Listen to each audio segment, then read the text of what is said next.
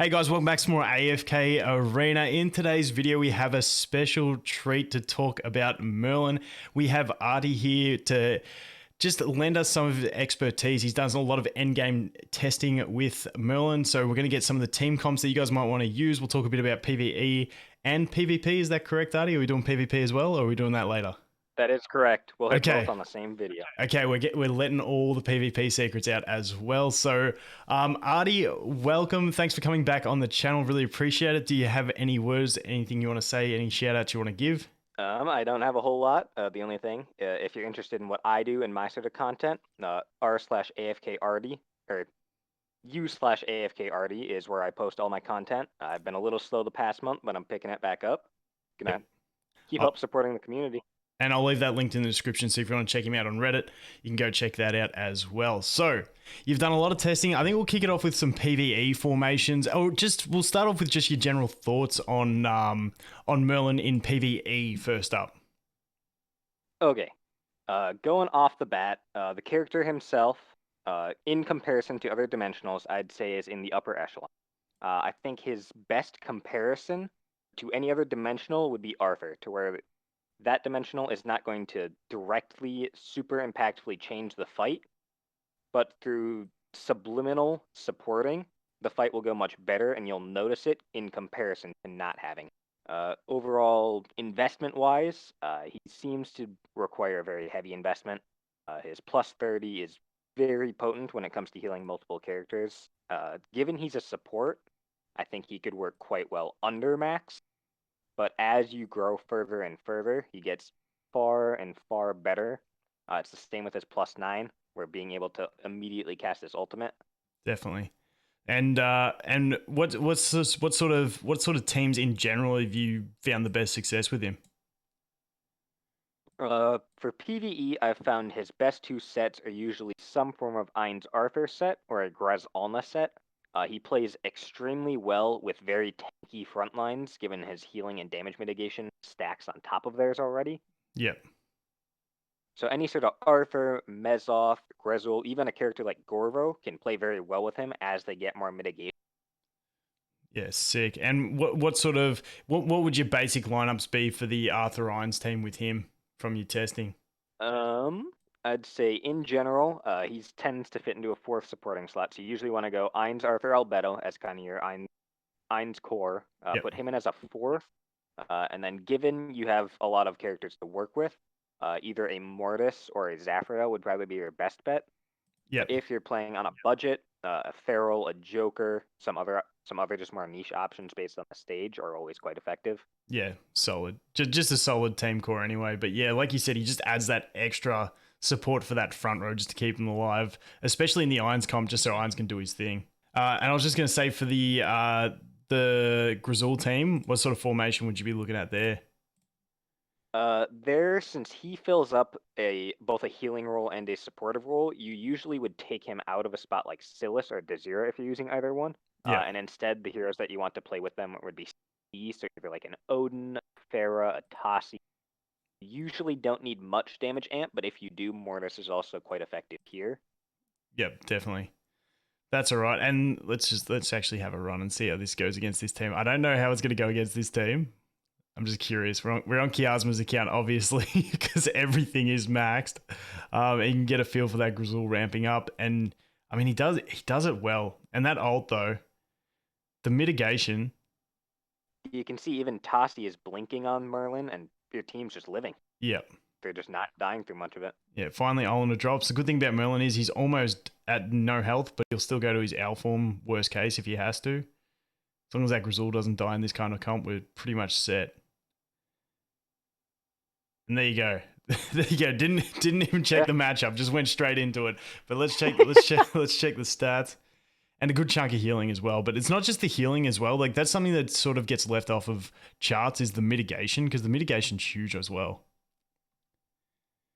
Yeah, that's not something that is on the screen, but you can tell when he's in the battle. It is extremely nice to feel. Your character is they're far more tanky than ever. Yeah, 100%. And especially when you get into the later game where things just seem to die so quickly. If you like don't have the perfect formation, you can really tell like the initial mitigation that he does bring. Obviously, this team we have the Grizzle and the Ulna, so we've got the Ulna immunity, but any sort of mitigation, especially to the rate of him, which is, what is it, 35%, I believe? I That he, believe he has 35%. Yeah. yeah, like it's a huge mitigation. Any other core teams for PvE?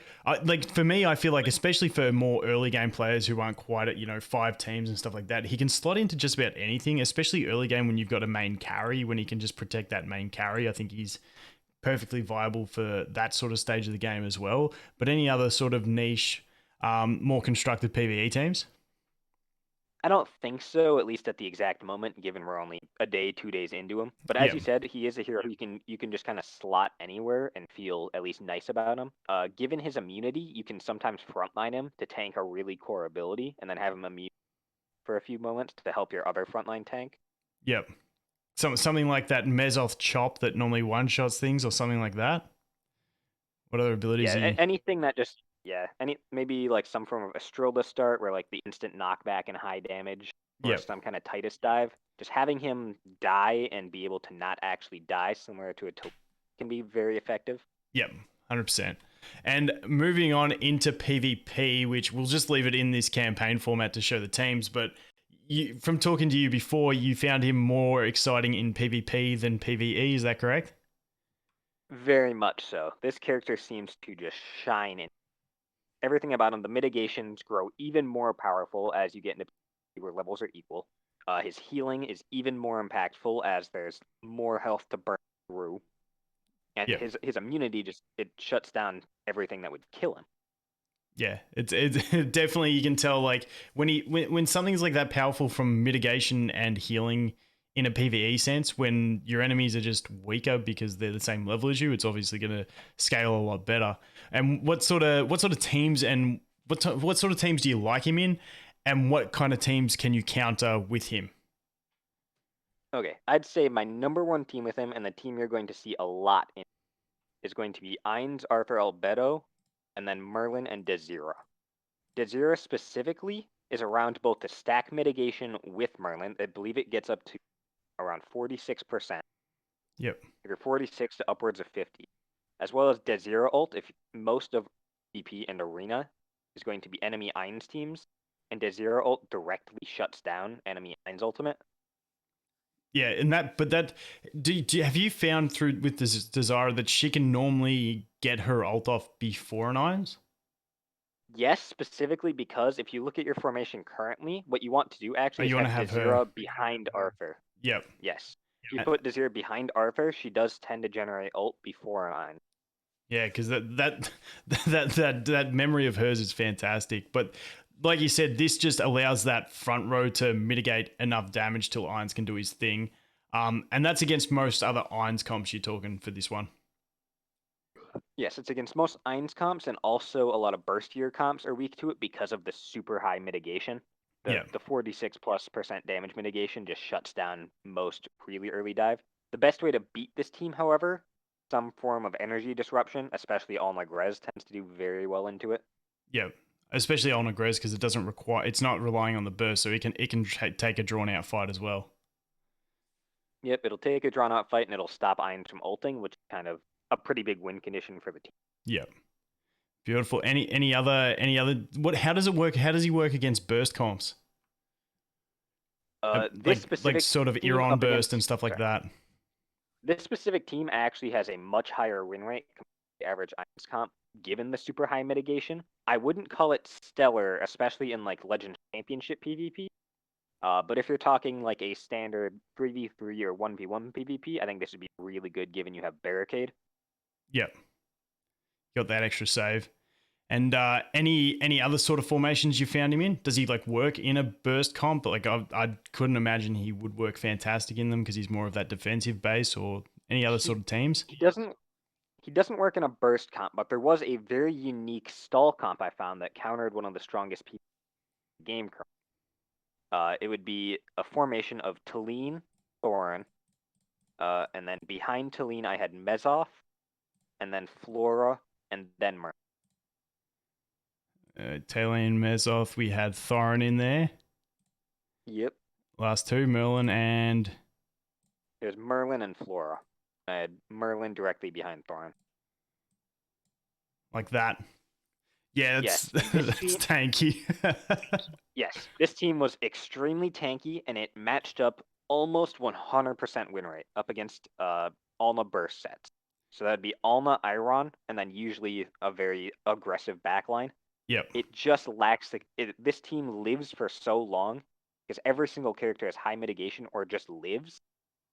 Like Yeah. Thorin and Merlin both have 2 lives. Mezoth has extremely high mitigation that gets stacked on top of it, and then obviously Talene and Flora just don't die until everyone else dies. Yeah, 100%. And with that, with Merlin in this sort of team, is he much more effective than something like a Desara or a Silas or something like that? Did he work just better in this team than them? Definitely because the intent of this team is to shut down Burst, and the other 2 heroes, Desira and Silas, both are very weak against Burst. Yep. Because it can stop them before they get their heals off. Whereas even with Merlin, if he's shut down right away, all the aggro is taken off of him, and he goes immune for those 10 seconds while buffing another one of your options. Yeah, it gives him like a safe reset sort of thing. If he dies, he gets a safe minute to recover and then go back there without the aggro. Yeah, it's very hard to shut down Merlin, especially in PvP, given the 2 lives. Yeah. And I'd say the fact that removes all the aggro is probably the biggest part of it all. Like, not even beyond the healing and the mitigation he gives to dead. Yeah. And then on top of that, especially in this team, when you've got the Tailene as well, they're just spamming those heals whenever.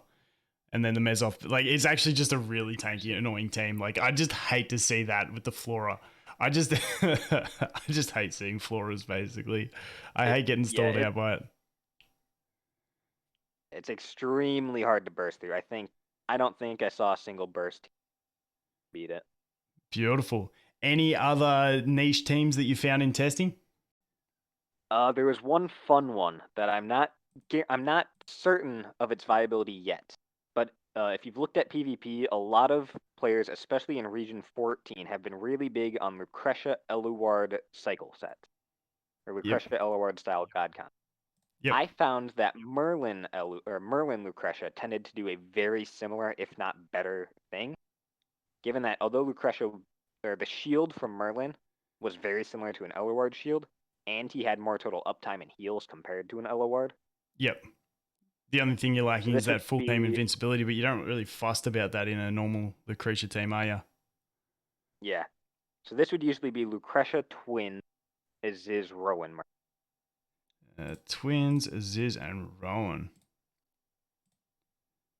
Where is he? Where's he at? Why is Rowan so weak? Kiasma, what's going on there? Yeah, no, that's definitely solid. I like seeing, like you said, this is more of a fun team and more of a thing that you haven't tested, but that's the kind of stuff I like to see. These sort of like I mean, it's essentially the God Comp core, but hey, you're throwing Lucretia in there, and I'm just a massive fan of Lucretia at the moment. Trying to build her on every account, but that is actually sick. And with this one, is it pretty much? Does it normally? Do you end up getting heroes die, or is it like your win condition is keep everyone alive and mitigate and survive, and then if they die, it's okay because Lucretia carries on? Like, what's normally the way you win a battle with this team? You described it actually pretty well, to where you don't usually expect a hero to die, but it's not a bad thing if a hero dies. Sort of the main benefit Lucretia brings into this team is the fact that her ultimate recharge is so naturally high that it's nearly impossible to break a cycle once you start it. Yep. As long as you get her to start ulting with the rest of the team's buff, she almost never stops ulting, so Aziz shuts down the enemy almost the entire time. Yeah, and That alongside she has the added effect that with her 9 furniture, even if there's a gap, the ones directly on her won't be able to get the opportunity anyway. Yep. He just slowly whittles people down, and usually by halfway through the fight, or usually by halfway through the timer, everyone's dead. Yeah, that's the thing that really interests me about Lucretia as well. Getting a bit off topic is in PvE, it's all about just get a team that gets everyone together, let them die, and then she'll just clean it up. Whereas in PvP, she's sort of got a dual win condition in that most of the teams she comes in where you don't need them to die, but if they do, it's not the end of the world. So you've just got that like fail safe in the team, which is really nice. And like you said, the Merlin, like I just like we were talking about, I just think the healing with the mitigation in a PvP sense just seems really nutty. Like, where would you put him in? Like, just off the top of your head, I'm not going to hold you to it, but like, sort of, one of the top tier or like one tier down in PvP in supports, in your opinion. I would say in the form of PvP support specifically, he's probably top. I'm not certain if I'd say he breaks through top 5 because there's a lot of characters like Silas, Farah, Rowan who are all very, very powerful in high-end PvP. But I'd say, given the current lineup of heroes, he's definitely within the top 10 and has a lot of potential to move up. Yeah, and for PvE sense, would you just say he's one of those heroes that definitely pick up, especially with the exchange going on at the moment? You don't want to be spending 1,000 challenger coins.